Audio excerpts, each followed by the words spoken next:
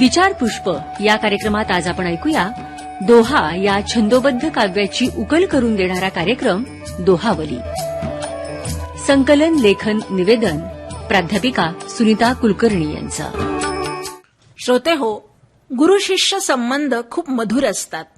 जणू मायलेकराचे नातेच असावे तसे हे गुरु शिष्याचे नाते असते. आई वडील जन्माला घालतात, शरीराचे पोषण करतात, पण गुरु मात्र मनाची आणि बुद्धीची मशागत करतो. विशेषतः अध्यात्म मार्गात तर हे नाते अजूनच उजळून निघते.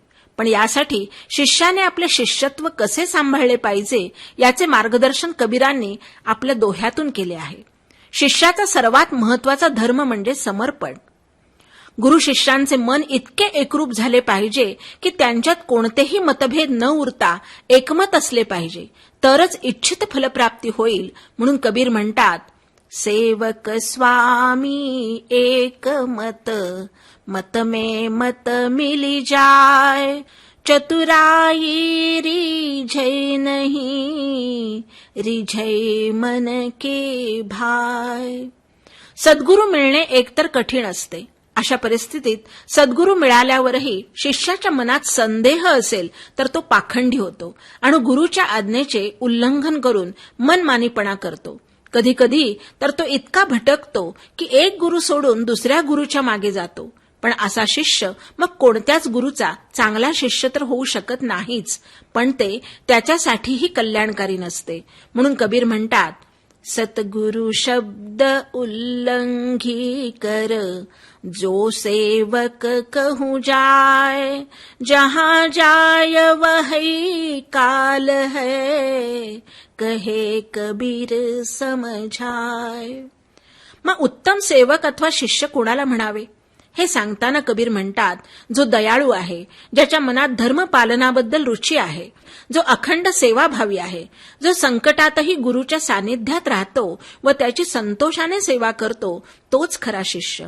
अर्थात दया और धर्म का ध्वजा, धरी जवान प्रमाण, संतोषी सुख दास का, सेवक परम सुजान. अर्थात अशा सच्शील शिष्याने गुरु करतानाच त्याची पारख करून विचारपूर्वक त्याचे शिष्यत्व पत्करावे. कोणालाही गुरु मानून चालणार नाही. जसे पाणी पिण्यापूर्वी आपण ते स्वच्छ आहे का याची परीक्षा करतो, तसे गुरु करताना सुद्धा त्याची काळजीपूर्वक निवड करावी.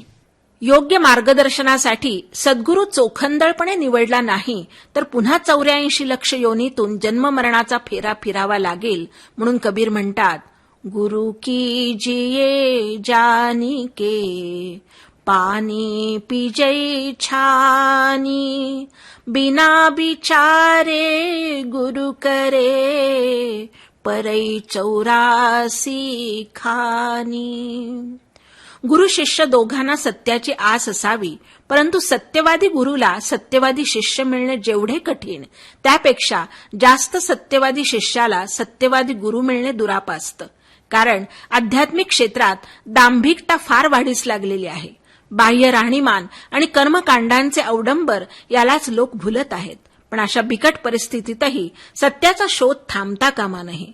सत्यवादी मिळणे कठीण असले तरी असंभव नाही. थोडा वेळ लागेल, पण धैर्य न सोडता सत्याचा शोध घेणाऱ्याला सत्यवादी भेटला तर त्याचे विषारी मन नष्ट होऊन त्याला अमृताचा लाभ होईल. म्हणून कबीर म्हणतात, सत को खोजत मैं फिरू, सतिया मिलै न कोय, जब सत को सतिया मिले, विशत जी अमृत होय.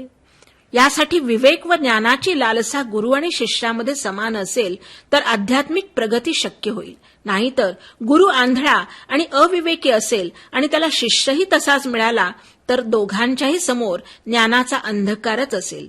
त्यामुळे शिष्याने गुरुची पारख करावी आणि गुरुने शिष्याला पारखून घ्यावे हेच खरे. म्हणून कबीर म्हणतात, जाका गुरु है आंधरा, चेला खरा निरंध, अंधे को अंधा मिला, पड़ा काल के फंद. विचारपुष्प यामध्ये आपण दोहा या छंदोबद्ध काव्याची उकल करून देणारा कार्यक्रम ऐकला, दोहावली. संकलन, लेखन आणि निवेदन होतं प्राध्यापिका सुनीता कुलकर्णी यांचं. आत्ताच आपण